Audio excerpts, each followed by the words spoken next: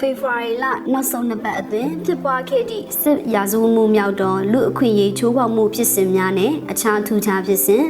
စစ်ကော်မရှင်ရဲ့လေကြောင်းတိုက်ခိုက်မှုကြောင့်ဖေဖော်ဝါရီလနောက်ဆုံးနှစ်ပတ်အတွင်းကချင်ပြည်နယ်တွင်အရက်သား2ဦးသေဆုံးခဲ့ပြီး6ဦးပြင်းထန်ဒဏ်ရာရရှိခဲ့ပါတယ်။ဖေဖော်ဝါရီလ22ရက်နေ့တွင်မိုးမောင်မြို့နယ်ဘုံကထောင်ကျေးရွာတွင်ဂျက်ဖိုက်တာဖြင့်ဘုံကျဲတိုက်ခိုက်မှုအတွင်းအသက်60နှစ်အရွယ်ဦးအွန်ခုမ်ဇော်တောင်သေဆုံးခဲ့ပြီးနေအိမ်တုံးလုံးထိခိုက်ပျက်စီးခဲ့ပါတယ်။ထို့နောက်စတုံးမြို့ဈေးတန်းအတွင်းလေကြောင်းတိုက်ခိုက်မှုကြောင့်လူနေအိမ်အပါအဝင်ဈေးဆိုင်အများအပြားပျက်စီးခဲ့ရသည့်အပြင်73မိုင်ဂိတ်အနီးလေကြောင်းတိုက်ခိုက်ခံရမှုအတွင်းရာဘာချန်တွင်အလုံးလုံးနေသည့်ဦးနေဝင်းအသက်48နှစ်ဦးစိန်မင်းအသက်58နှစ်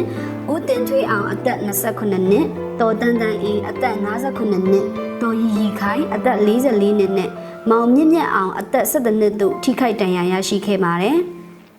စစ်ကော်မရှင်သည်စစ်ရေးပြစ်မှတ်မဟုတ်သည့်လူနေအိမ်များနှင့်အများတူရဲ့နေရာများတွင်လေကြောင်းဖြင့်ဘုံကျဲတိုက်ခိုက်မှုများကိုစစ်ဗျူဟာတစ်ခုအဖြစ်စဉ်ဆက်မပြတ်လှုပ်ဆောင်လာခဲ့ရာယခုနောက်ပိုင်းတွင်ထိုကဲ့သို့သောတိုက်ခိုက်မှုများပုံမူများပြားလာပြီးအရက်သားများတေဆုံးခြင်းနှင့်ထိခိုက်ဒဏ်ရာရရှိခြင်းသည်လည်းပိုများလာသည်ကိုတွေ့ရပါတယ်။ပြီးခဲ့တဲ့ဖေဖော်ဝါရီ15ရက်နေ့ကဖြစ်ပွားခဲ့တဲ့ဖက်ကန့်လုံခင်းနေမြေရဲစခန်းတိုက်ပွဲတွင်15နှစ်အရွယ်အမျိုးသားတဦးထိမှန်ဒဏ်ရာရရှိခဲ့ပြီးစေကူတရင်တေဆုံးခဲ့ရပါတယ်။